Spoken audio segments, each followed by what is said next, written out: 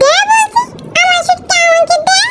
আমার শুটকি নিয়ে আমার সাথে মারামারি করিস, আমার জন্য কিচ্ছু আনে নাই।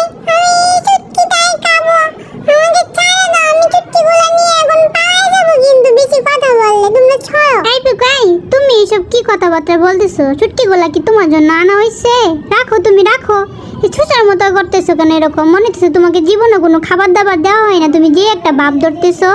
হ্যাঁ, শুটকি দিকে তো পাগল পাগল হইছো কেন? রাখো বেশি কথা বলে শুটকিগুলো নিয়ে এখন আমি পালাই যাবো।